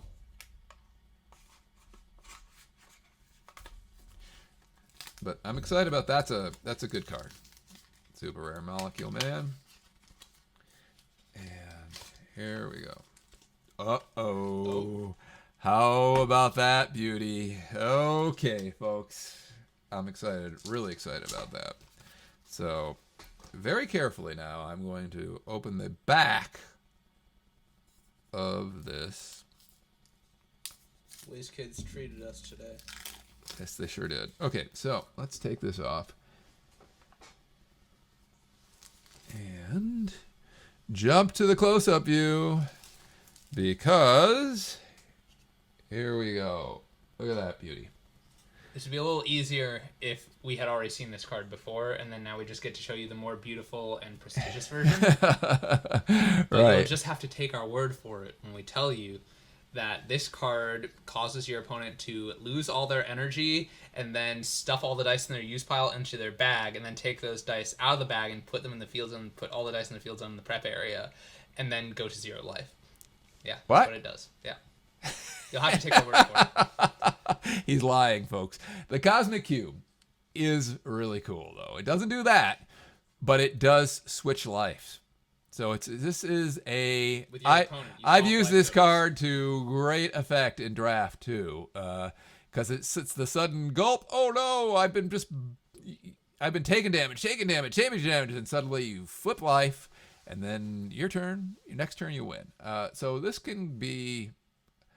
It's a good card. It's a good card, and I love the look of the art on this. It is epic. So it's. I should point out this is a textless basic action card. We're all calling this the full art textless basic action card, a fatback in shorthand, and Dice Masters shorthand. But this one doesn't have the text on it, but the text is switch life with your opponent. So super powerful. All right, so that's the first. What's the distribution on those? You're just like 1 per case. One per case. So these are super rare. Yeah. So there's a case has 4 of these displays in it. So a case is 40 packs. Yeah. The other ones are Instant War, Distraction. Daily Bugle. Daily And Bugle. then they also have one for the Spider-Man, Ultimate Spider-Man, and they have one for the rare Star-Lord as well. Yep. So there's a smattering. There's 6 of them. These full arts, textless version cards. Anyway, Instant War. We already saw this one already. Then we got Shocking Grasp, which we already saw already. Here comes another power card on its way onto the. So Shocking Grasp, what we just saw, which is this card hurts Shocking Grasp, which is powerful in the set. So Agent Brand got a foil hold on. common. We probably should show. Did we show this to the people? There we go.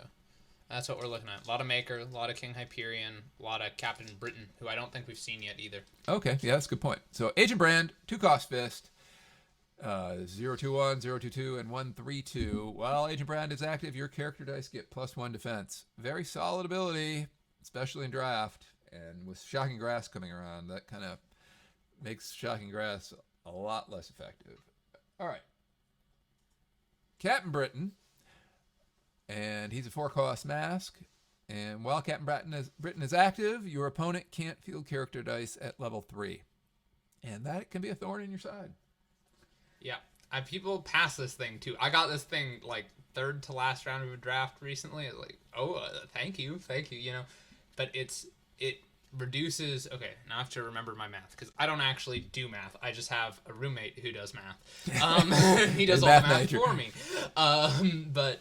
Yeah, this would reduce it to, it goes from 75% chance. It basically essentially turns it into you have a 66. You have a 1/3 chance of getting a character at each time you roll. So that's 1/3 and then plus 1/6 because you have the probability every time. So it's 1/2. It changes from 75% chance that your opponent rolls a character to 50% chance. The big downside, of course, being that they might be able to get a lot of their stuff out that they need to roll before this hits the field. Yep. And it doesn't stop sidekicks because they're always considered level 1, but it's different than Starro. I don't know. You can keep going. Starro has a little higher odds. I learned that I have to talk about this story because I was so certain in my shoddy math. But my roommate, he proved me wrong because it turns out it's actually a 5 in 9 chance with the common Starro. It's not 50-50. It's not 50-50. I can't tell you why. Because of the mandated reroll. That's why. Well, the mandated reroll is why there's a difference. I can't tell you how that mandated reroll equals 5/9, right? But that was like a whole thing. According to a math major. Well, no, it's not just according to a math major because he did that. He did the math on it, and I was like, there's no way because that's clearly essentially a 5-sided die, so that would be 50-50, right? And he's like, not only am I a math major, but my mother is a math professor at UIUC. And he called her up, and she said, no, Lucan, that's a 5 in 9 chance. You shut up. And I was like, yes, ma'am, I think I will. And now I'm publicizing it to the world. Star Wars 5 in 9. I digress. All right, but that's 50-50, the other one. But now we're moving on to the old common Invisible Wound, which we've already seen. On to the common magic, which we haven't seen yet. While magic is active, when you use an action die, field a sidekick from your used pile or prep area. Very solid. Especially if you've got some sidekick love. Proxima Midnight, Regenerate. Fair enough. We saw that one already. Saw that one too. Saw the Maker already. Uncommon Captain Britain. This is one of those to be forgotten cards in the set. While Captain Britain is active, at the end of your opponent's roll and reroll step, you may reroll a die in your reserve pool. I guess that might be useful. The timing is difficult because if it was in the main step, and then you could be like, at the end of their main step, then you could be like, oh, you re-rolled out my thing with your pip or with your Maker, right? And I want to roll something. But you can't field it anyway. Because it's the time of the roll and re-roll step. Why would you want to roll something then? And even then, you can't field on your opponent's turn. So even if they roll your stuff out and you roll, just sit there. You get worse. It go right to the use pile. Maybe the only thing I can think of off the top of my head at any rate is if you had some energize effects that were sitting around in your use pile or your reserve pool. Maybe you could get a chance to fire those off. All right, King Hyperion. A 4-cost shield and with some pretty big stats, and King Hyperion gets +1 attack and +1 defense for each different energy type you have in your reserve pool. So this reminds me of that old Firestorm. Yeah. He's got a global on him, and also question marks don't count towards the energy types. He's got a global, pay a shield, target attacking character goes to the use pile if KO'd this turn. So that's old powerful. Tarrasque global. Yeah, that's a good global.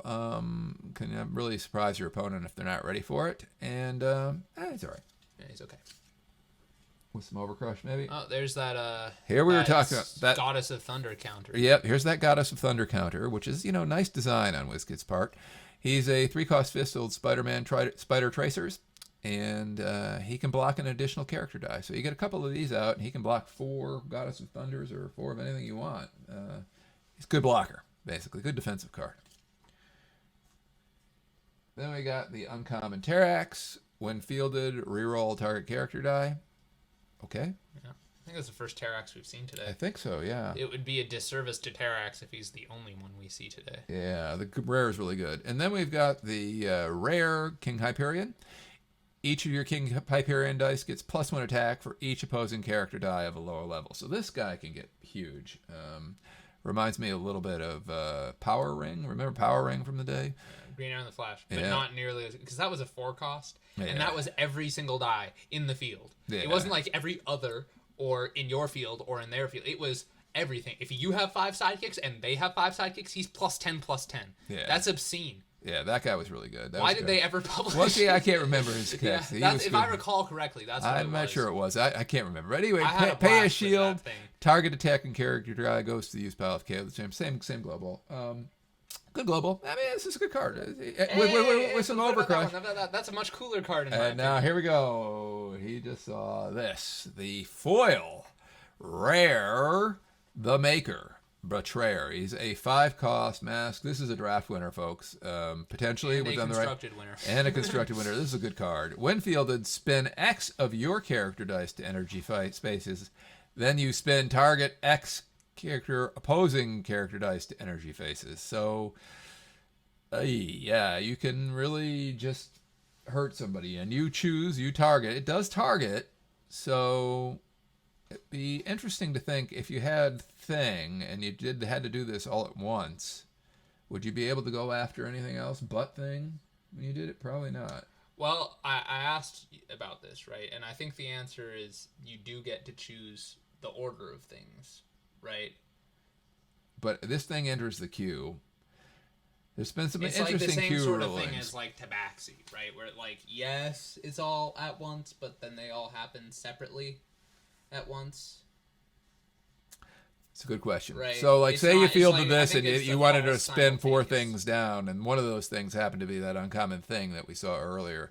Would you be able to spin him first and then go after the other 3 things, or because it all happens because it enters in the queue? Is a poisonous word in Dice Masters. Yeah. It has no value whatsoever. I want to point out that we have. Let me show this really quick on the very bottom there. You see that WizKids.com/Dice Masters. In there, WizKids has now put up a comprehensive rules document. It's like 40 pages long. Understand how it's useless awesome. It is to just try to define. No, but I don't want to slant because the it's rules really are great. really, really clear. There's a lot of clarity going on in the world right now, and that is great in the world of Dice Masters, at least, and that is really good. Yes. Anyway, and it's up there for everybody to take a look at. And if you get the time, I'm still making my way through, honestly, but it's worth it. Okay, so that was that rare Maker. He's a draft winner. An excellent, excellent card. Oops, I turned on the printer. Oh, there goes that. Oh, wow. That's last time I tried to take these things off the stand. All right, back to this. I'm just gonna hold the pop filter because hold on. Whoa, my turn. All right. Don't get so far ahead of yourself. I'm just gonna hit.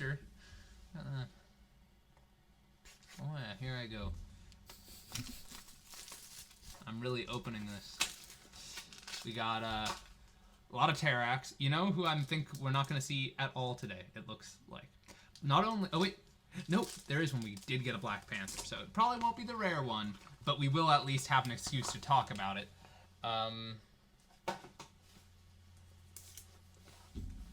Because we'll be like, look here, there's a common Black Panther, which is 2 rarities away from the rare Black Panther, which is super interesting. And there's also a super rare Black Panther, so... Yeah, but, oh... All right. But here we are, so let's go back to the close-up cam. And here we got a new basic action we haven't seen, or I don't think it's a regular basic action. You see the old... the Beyonder. Reroll 2 target character dice, and you gain a life. Don't forget to do the gain the life point part of that. It's pretty powerful. Yep, it's good, solid basic action. There's another. I don't think we've seen this one either. Locked in combat. We haven't seen this one. So target character die from each player's field zone. Target a character die from each player's field zone and set them aside until the end of turn. When they return to the field zone, deal each 2 damage. So sometimes you have characters that are hurting you in your own field or kind of crimping your style as well.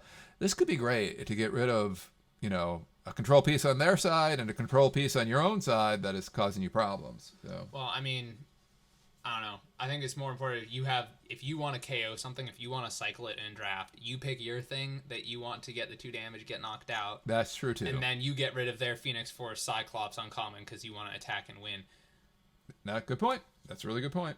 All right, then we got a full foil.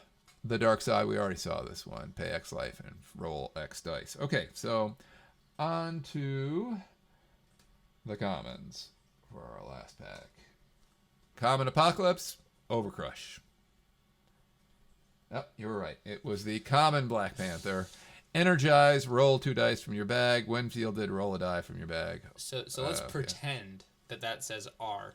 Well, so I have that card here, so we can actually look at that. If this is not in the pack, but here it is, the rare Black Panther, just so that we can complete this discussion. It's a very important card in the times. Okay, it's changing the game, but not that much. It's good. It's a headache. It's really good oppressive. And solid. Yeah. So and then he's got an energized ability. Your Fantastic Four character's got +2 attack this turn, which is good.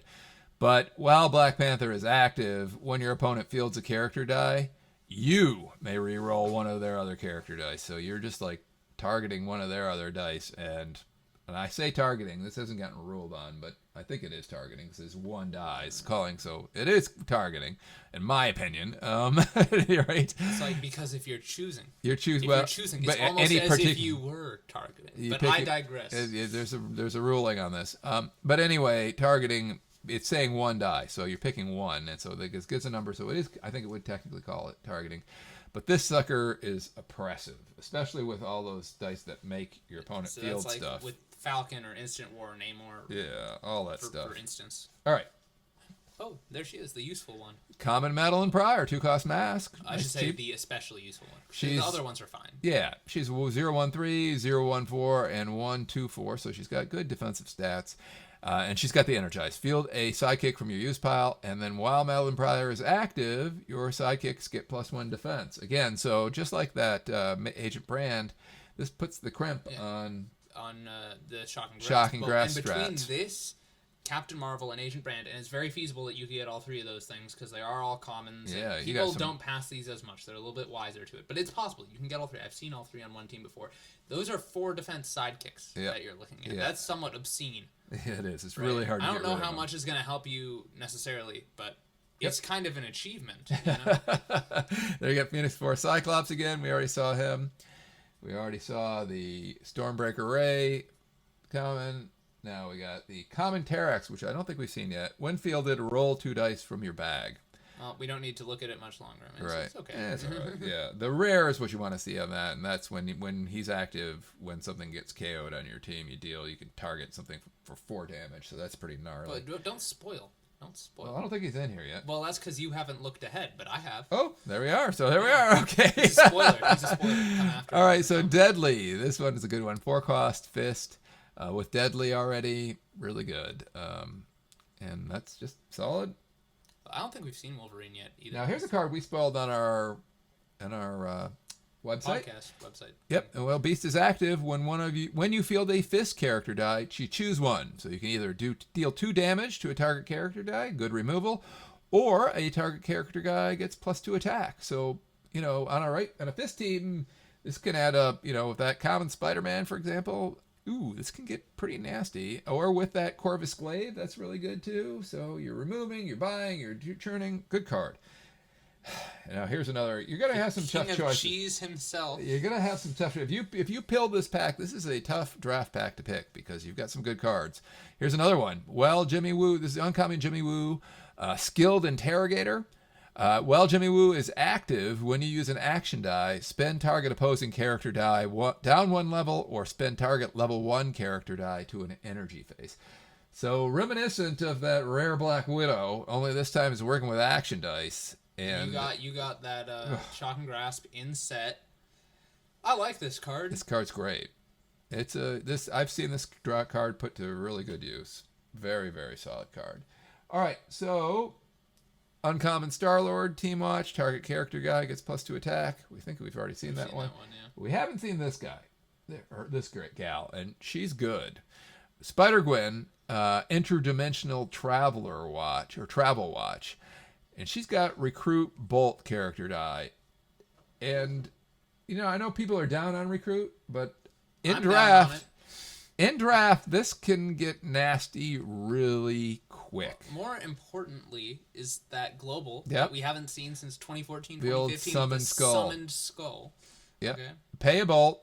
If target character die deals combat damage to your opponent, put it into your bag instead of the used pile.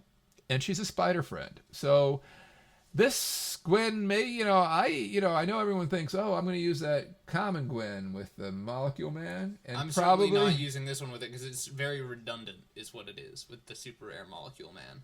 It might be, but it's better than you think. It's better than you think. And then, like I said, Lucan said, I already spoiled this one, but this is the Terrax you want if you're playing a Terrax team, because while Terrax is active, when one of your character dice is KO'd, you deal 4 damage to target character die. So this is great removal, especially with that Apocalypse or Dark Phoenix that we talked about earlier. Ouch. And I think that's it for our... Well, hold on. No, we got the Gwen Stacy Origin Pack. Yeah. I'm saying that's it for our box. The box is gone. Now we've got the Gwen Stacy Origin Pack, which let's take a look at here. Because, like WizKid said, you'll find everything one player needs to start enjoying Dice Masters inside, featuring exclusive alternative art character cards, basic action dice, and sidekick dice with new colors and effects. Battle head-to-head against another Origin Pack to learn the game. All right, so here's the dice you get. In the Gwen one, you get these nice kind of pink sidekicks. You get some Gwen dice. You get some Spider-Man dice. You get 4 of each of them. Two sets of basic action dice. So if you don't, this is kind of replaces what used to be the starter set. The starter set. Always kind of clunky and awkward. They messed with the distribution. This is a nice size. Like my biggest issue with the starter set is that the game, especially in those days, was super predicated on we have the $1 packs. It's a great deal.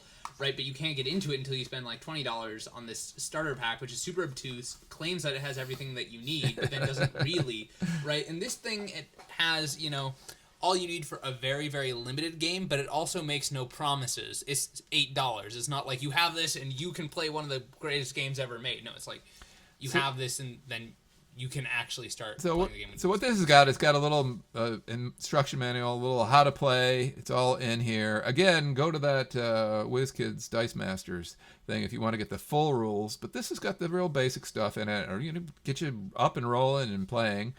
I think it's fantastic. It's a nice, it's comfortable size. Yeah, it has an identity and it works within that. Right. And so if you want to get the full rules, go to that link, go to that site that I gave to you already. But, it's got that, and then it's got this nice little play mat, which is super tiny, but there it is. So, a handy way to get started. So here's the cards that you get with it. These are all, now I should mention, let's go to the close-up cam. There were some misprints on these cards, and they've already been ruled that they work like the uncommon version of the cards that we've seen already. So we got Spider-Gwen. This is the uncommon version of her. It says common on it. Technically, it's the uncommon, and it's a really good card. When fielded, dealt 5 damage to target character die. Spider-Gwen dice can't attack the turn they are fielded. And she's got that Summon Skull Global, the pay a bolt. If a target guy deals combat damage to your opponent, put it into your bag instead of the use pile. So it just cycles an attacker around really quick. It's nasty global. Great form of removal, especially with that Super Rare okay, Apocalypse. well, we were talking about, like, what is the anti-Typhoid Mary card? It doesn't really do anything, but it just gets rid of Typhoid Mary or, like, maybe Drax.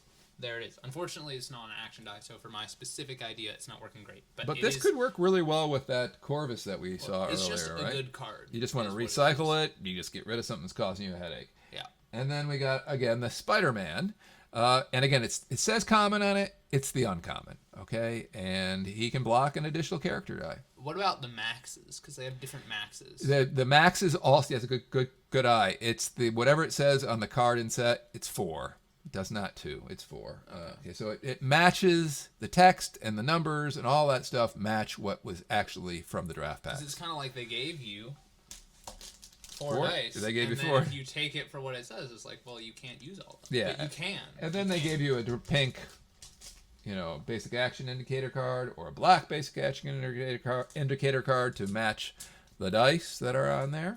And then we've got kind of an alt art in that backgrounds are black Daily Bugle. It also has more image on it. I guess it does, yeah. It's kind of cool. And the same thing for Escape, which again is target character die can't be targeted this turn or prep a die from your use pile. So it gives you some prep to, when possible, like protection if you really needed it. And that's it for that. Now, I want to take this moment while we're still here to go over some of the rulings. We got Secret Works clarifications came out really shortly after the set dropped. A lot of them were really basic, but basically like Agent Brand just added the word dice to it. While Agent Brand is active, your character dice gain fast. That's the uncommon Agent Brand. So they dice gain fast. Beast, the rare beast, which we didn't see, but while Beast is active, when you spend a mask to field a character die, deal up to 2 damage to target character die. So the question was, how is that damage calculated? And it's the damage inflicted for each mask spent. So if you spent 2 masks, even from the same die, before you can do 4, and you can split that damage into groups up to 2. Amongst multiple targets, if applicable. So, say if you spent 3 masks to field a character die, you could deal 2 damage to one die, 1 damage to another die, and 0 if you chose. Or you could do 6, however you want to do it. So then there was like that rare common Black Panther that we just saw. Energize, draw and roll a die. Roll 2 dice from, so it's draw and roll. That's what they're saying. And then when fielded, draw and roll. Black Swan, while she's active, you may KO her to prevent combat damage dealt to one of your other shield character dice this turn. The question is, when can she be KO'd to prevent the combat damage? She can be KO'd in the use action and use action dice and global ability subsection of the attack step. So actually, you're doing it right before everything would be calculated.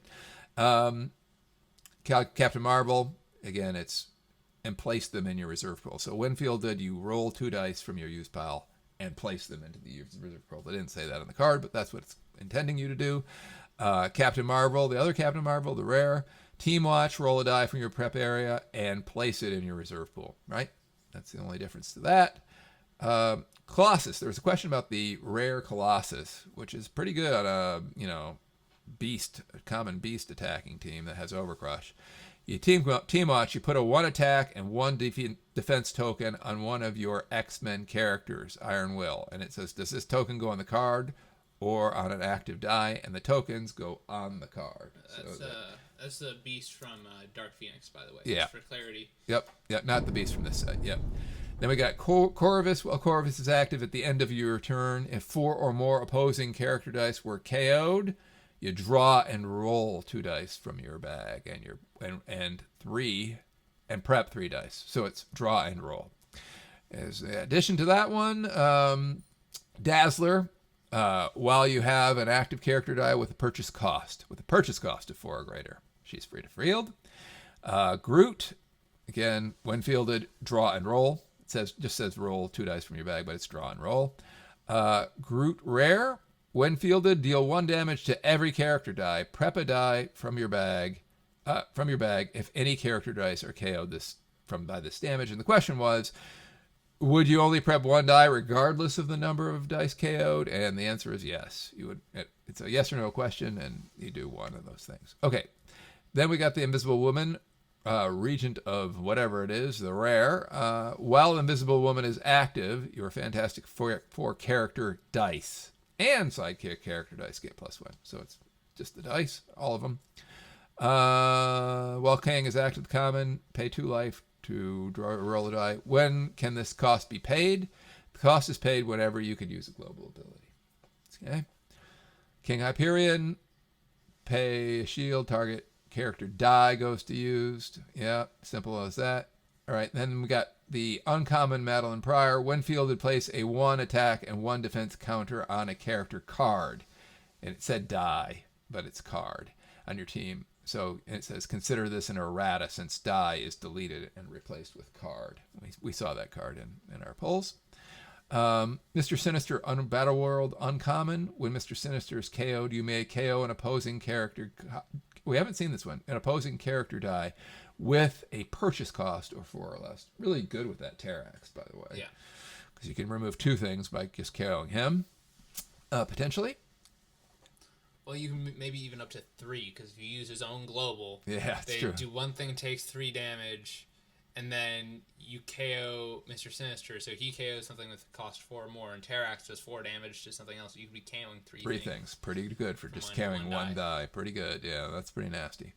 All right, uncommon Molecule Man. The first character die you field this turn with the global, so I just added the word die to that.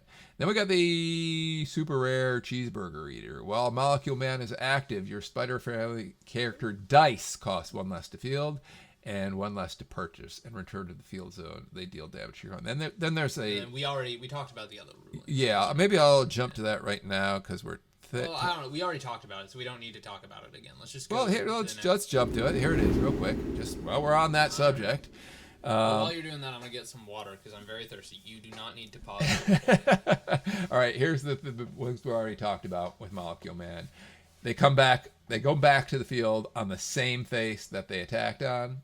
They just kind of circumvent the out of play. And on top of that, the out of play doesn't consider dice at all. So he doesn't consider rolled or it doesn't get considered an under-rolled or rolled game site since they are not interacting with any other abilities. And then we already talked about Overcrush with these. Even if they were KO'd with Overcrush, they would come back to this with the same face. And if they have 0 attack, they come back. So that was that with Molecule Man. Then we go on to Mr. Fantastic, rebuilding everything. He's when fielded, draw and roll. So same thing. Draw and roll 2 dice from your bag for each active. This is the rare. No, that's not rare. That is the super rare. That's the super rare. You're right, super rare. Sorry. Yep. The rare is quite a bit better, if I do say so myself. But the super rare is not bad the again. Super rare is okay. On a Fantastic Four team, and possibly with that super rare, if you were really trying to build that Fantastic Four Black Panther win condition, super rare Black Panther, that's the card for you. But anyway. Then we got Phoenix Force Cyclops fighting against Doom. That's a super rare. When fielded, choose an opposing character card, canceling all previous choices. Your opponent can't field character dice from that card. So that's what they're adding, dice from that card. Kind of a little bit like a little bit of a watered down version of Drax, because you can still buy them. Let's see, Sheriff Strange Peacekeeper rare. While Sheriff Strange is active, when you use an action die, roll a character die from your use pile. Right? What is done to the rolled die? The rolled die goes into the reserve pool, which is what we've. That's the ruling of it. That's been the consistent thing for a handful of these. So it's not a draw. It's not a check ability. It's a draw and roll. Shocking Grasp. Deal 1 damage to target character die. If that die is KO'd by a character damage, you may prep this die. That is the Shocking Grasp die. Let's see. Spider-Man super rare. The black suit. He's the kind of the Venom light anyway. Well, Spider-Man is active. Opposing non-fist character dice get -1 attack and -1 defense. So it's while active ability is what they're saying there, which we kind of knew already. Let's see. Yeah, Stormbreaker Ray. Common. We saw him. He can't be blocked by character dice of purchase cost, 2 or less. We already knew that. And then we had this Stormbreaker Ray Global that we already talked about.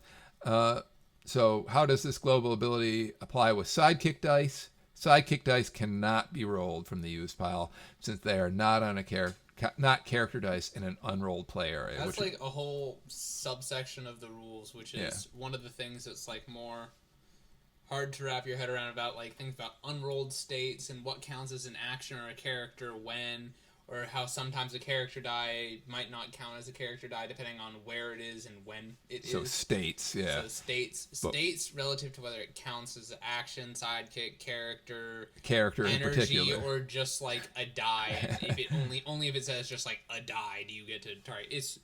It's worth reading. I understand it myself. I just kind of go with the I think I understand it now, but it is complicated, and I recommend, because we're already running a little bit long here, that you read the rules. Yeah. But anyway, the point is, sidekick dice can't be rolled from the use pile using this global. It has to be a character die. But the ability can be initiated if a sidekick character was rolled out of your field zone, for example, like with Black Dwarf or anything else. And so if a sidekick is rolled out, yeah, you can do the ability, but you can't pick sidekicks from the use to field them. And then we already talked about the whole ruling with this big boy, but basically we know what's going on there. Terax, the truly enlightened, Winfield, draw and roll 2 dice, so it's draw and roll. Siege Perilous. So this is what we talk. Each player rolls all character and sidekick dice. So you include the sidekick in their thing. And then return any unfielded dice to their original play areas. That's so anything that didn't get fielded goes to their return to any unfielded dice to their original play areas.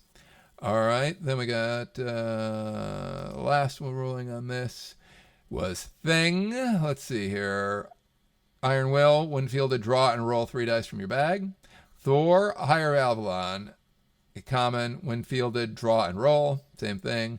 Thor of Higher Avalon, the uncommon. Now, we didn't see this card. Thor of Higher Avalon, uncommon. Uncommon, Dissidence. It's a powerful card in set because he says, while Thor of Higher Avalon is active, at the start of your opponent's attack step, deal 2 damage to each team affiliation in their field zone, divided any way you choose among their character dice. So dice. Now, so there's a lot of affiliations. Really incoming fiery opinions. Just putting it out there. It's not fiery. They've ruled that this doesn't target. Now, the old way of picking target is like if you choose something that's targeting, not anymore. It has to be numbered, and it has to say target. Either it has to say target or it has to say a number. So as long as it picks a particular number or says target, it targets. This card was ruled to not target. So just so you know. I respect the authority of the WizKids powers that be.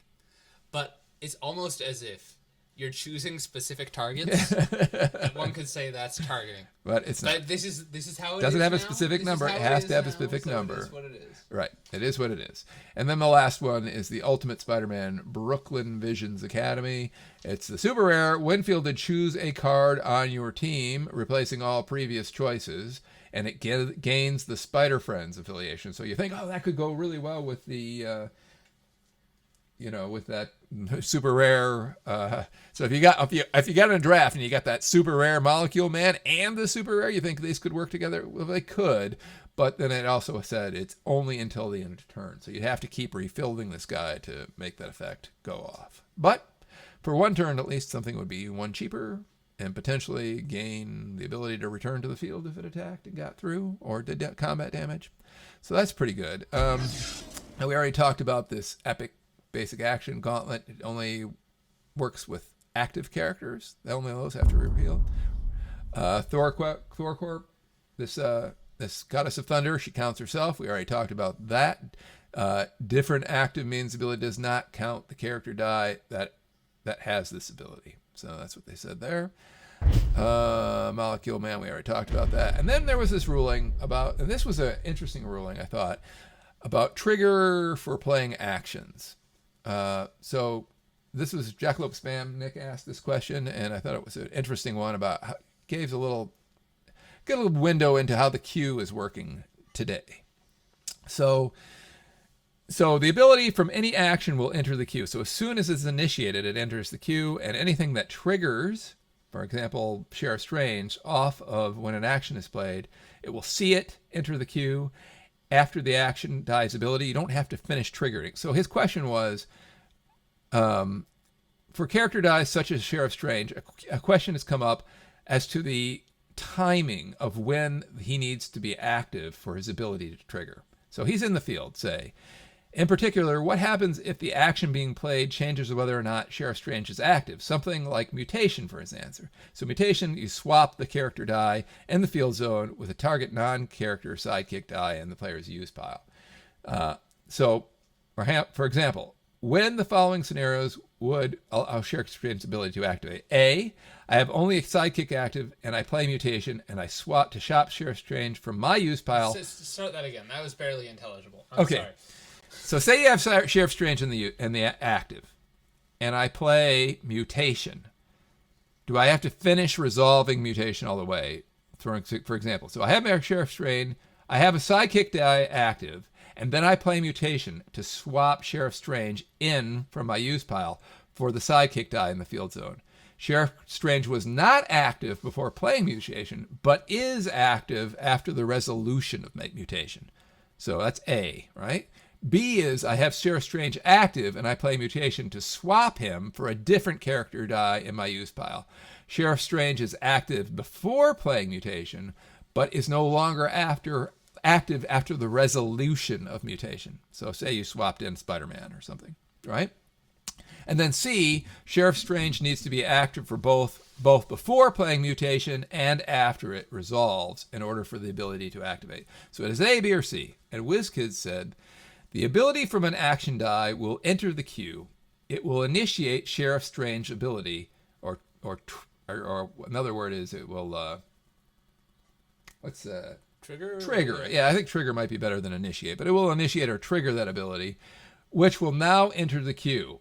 After the action die's ability, the action die's ability must now be fully resolved, then Sheriff Strange's ability. So it basically, as soon as you play it, Sheriff Strange sees it played. It doesn't have to go all the way. It doesn't have to be fully resolved for his ability to enter the queue.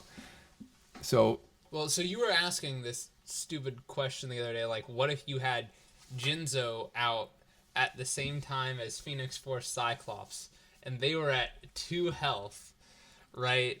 And then you played Arch Nemesis, and then you would cause Jinzo shield damage to Phoenix Force Cyclops, which would count as combat damage. And the question was, essentially, does the difference between the initiation and the resolution of an action die matter? Is there a sub-phase? Are there sub-phases to this where there's like, the die goes into the use pile and then it gets used and that's one thing, and then you get to insert a billion other things? Well, Jinzo, we don't have, over. You have to ask this question. Right. We don't have Jinzo up, and his text reads a little bit differently from modern text, because modern text was pay 2 life to use the action with, say, Lalandra, and they've already ruled that happens first. You'd have to pay, so the person would lose. Genzo read a little bit differently. It's like Genzo was when you use, I think. My point is, the use of an action die, you do not get to split that up according to this ruling, right? It's one. Well, if you've got a character like Sheriff Strange who is looking for the action to be used, if the action die's ability removes Sheriff Strange from the field, so his ability will still initiate because it was in the queue per the following rule. Rule 3.25, which is from the New Rules Forum, or the New Rules Compendium, I should say. Abilities are initiated or triggered based on the game state when that ability entered the queue. If the resolution of an ability changes the game state, the new game state will not affect the resolution of a previous ability or subsequent abilities already in the queue. So once they enter the queue, they're in the queue. They're coming through the list. Don't they have to be there historically? Haven't they had to be there to watch the resolution of it? Depends on the ability. Right. Depends on the ability. Okay. With Sheriff Strange, no. He just needs to see it he needs to see an action be played, not to see it resolve. As soon as it's played, his ability goes into the queue, according to this. Okay? Now, there are other abilities, like perhaps this Riddler, for example. I'll put this on here. See, because people are arguing about really this quickly, one. Let me just food for thought. Right. Food for thought. Right. If you have, right, with Sheriff Strange, what's the difference between the initiation and the resolution? Why do you get to say, I've played the action, now I get to say this ability goes into the effect? If you're doing the order of effects, you should say if you initiate it, you can't just say like, oh, this die went to the use pile and now I'm going to do the effect, as if those were two separate different things, right? Right. In order for Sheriff Strange to do the thing, the action die has to be used. And if you use the action die, he ain't going to be there. That's how I view it. That's how it always was in the past. Now they're changing it now. Now, let me say that this could be re-ruled. But as of today, June 14th, 2023, the ruling is he sees it, he goes into the queue. Unless you blank him, that's going to come through the queue. Unique rules. Which has unique use. Constantine circa 2016. See the Dwarf Wizard and Shriek and all those rules. Basically, if you blank him, it wouldn't go. He would enter the queue, but by the time he got there, he wouldn't have any text, so wouldn't go off. But anyway, like this one, while the Riddler is active, when an opponent rolls or re-rolls a die other than during the roll and re-roll step, deal that opponent 2 damage. So say that you played that epic basic action Infinity Gauntlet, right? Does he go off, or does he have to see everybody be re-rolled? He's different. He's not looking for the action. He's looking for the re-roll. So that's a whole nother question. Maybe he has to re-roll, and if he re-rolls and comes up active, for sure he go off for everybody else that was re-rolled, for all the opponent's characters that were re-rolled. But will he go off regardless? I don't know. The school of thought seems to be he has to be re-rolled. He has to see it. But maybe not based on this new ruling. I'm not sure. That's a question for the Rules Forum for sure. Anyway, that was the Sheriff Strange ruling. The Sheriff Strange ruling. Yep. So, and I think that's it. Anything else you want to say, Lucan? Shall we hit it and quit? Let's hit it. Shinamage? All right. Well, let's hit it and quit. Thank you guys for tuning in to our maiden unboxing voyage. And until next time. Slangavol!